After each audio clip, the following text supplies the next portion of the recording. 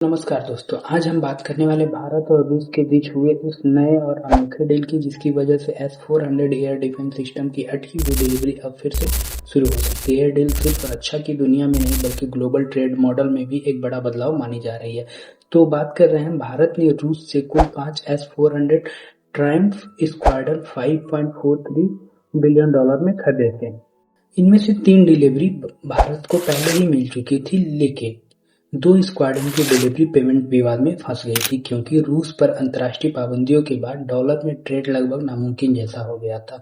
रूस डॉलर नहीं ले सकता था, भारत चीन की करेंसी युआन में लेगा और रुपए रूबल ट्रेड में भी दिक्कत थी क्योंकि रूस के पास बहुत सारे रुपए जमा हो गए थे जिन्हें वो इस्तेमाल ही नहीं कर पा रहा था। इससे 400 की बाकी 2 यूनिट की डिलीवरी बार बार टल रही थी।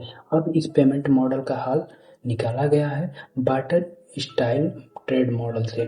इस मॉडल के तहत गोवा शिपयार्ड लिमिटेड रूस के लिए 24 कार्गो शिप बनाएगा और इसके बदले रूस भारत को बाकी के 2 S-400 स्क्वाड्रन देगा। ये मॉडल न सिर्फ पेमेंट इशू को सॉल्व करती है बल्कि दोनों देशों के बीच रक्षा और ट्रेड रिश्तों को मजबूत भी बनाता है।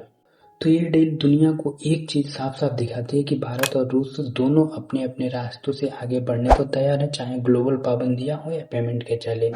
बार्टर मॉडल आज के दौर में रेयर है, लेकिन इस बार ने दिखा दिया कि जरूरत पड़े तो देश के बीच अल्टरनेटिव ट्रांजेक्शन भी काम कर सकता है। मैं मिलता हूँ आपसे नेक्स्ट वीडियो में, तब तक के लिए जय हिंद।